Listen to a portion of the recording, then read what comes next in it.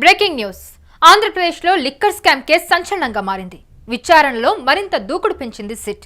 ఇప్పటికే కీలక వ్యక్తులు అరెస్ట్ కాగా మరిన్ని అరెస్టులు తప్పవనే ప్రచారం అయితే జరుగుతోంది. అయితే లిక్కర్ కేసులో వైఎస్ఆర్ కాంగ్రెస్ పార్టీ సీనియర్ నేత మాజీ డిప్యూటీ సీఎం నారాయణస్వామిని ప్రశ్నించారు సిట్ అధికారులు. అయితే సిట్ విచారణలో సంచలన విషయాలు బయటపెట్టారట నారాయణస్వామి. ఏపీ బేవరేజ్ సంబంధించిన అధికారులను నియమించడంలో తన పాత్ర ఏమీ లేదన్నారు. తనకు లిక్కర్ కేసుకు సంబంధం లేదన్న ఆయన సిట్ అధికారులు అడిగిన ప్రతి ప్రశ్నకు తన మాట అక్కడ వినేవారు ఎవరంటూ చెప్పుకొచ్చారు నారాయణస్వామి. అయితే తన మాటలను అక్కడ ఏ అధికారి వినలేదన్నారు. సిట్ అధికారులు సేకరించిన ఆధారాలను ముందు పెట్టి ప్రశ్నించడంతో నీళ్లు నమిలారట. అయితే నారాయణస్వామి నుంచి మరిన్ని కీలకమైన విషయాలు రాబట్టిందట సిట్. మరోసారి విచారణలో మరిన్ని విషయాలు బయటకు వచ్చే అవకాశం ఉందంటున్నారు అధికారులు.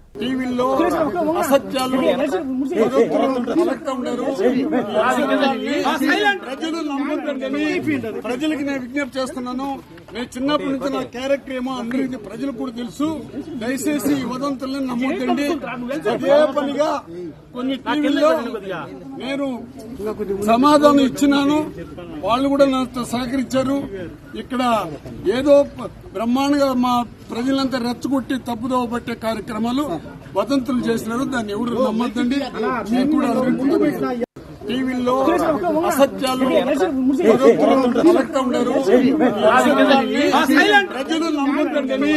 ప్రజలకు నేను విజ్ఞప్తి చేస్తున్నాను. నేను చిన్నప్పటి నుంచి నా క్యారెక్టర్ ఏమో అందరికీ ప్రజలకు కూడా తెలుసు. దయచేసి ఈ వదంతులను నమ్మొద్దండి. అదే పనిగా కొన్ని టీవీల్లో నేను సమాధానం ఇచ్చినాను. వాళ్ళు కూడా నాతో సహకరించారు. ఇక్కడ ఏదో బ్రహ్మాండంగా మా ప్రజలంతా రెచ్చగొట్టి తప్పుదోవ పట్టే కార్యక్రమాలు వదంతులు చేసినారు. దాన్ని ఎవరు మొత్తంగా లిక్కర్ స్కామ్ కేసులో తొలిసారి మాజీ డిప్యూటీ సీఎం నారాయణ సిట్ విచారణ ముగిసింది. అయితే మరోసారి నారాయణస్వామిని విచారించే అవకాశం ఉండగా దానికి సంబంధించిన సిట్ నోటీసులు జారీ చేసినట్టుగా తెలుస్తుంది. దాదాపు 6 గంటల పాటు నారాయణస్వామిని ప్రశ్నించింది సిట్. పలు డాక్యుమెంట్లు, సెల్ ఫోన్లు సీజ్ చేశారు.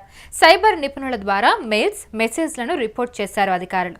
అయితే కేసిరెడ్డి సహా ఇతరులు ఇచ్చిన సమాచారంతో సేకరించిన ఆధారాలను నారాయణస్వామి ముందు పెట్టి ప్రశ్నించింది సిట్. కాగా వైసీపీ హయాంలో ఎక్సైజ్ శాఖ మంత్రిగా పనిచేశారు నారాయణస్వామి.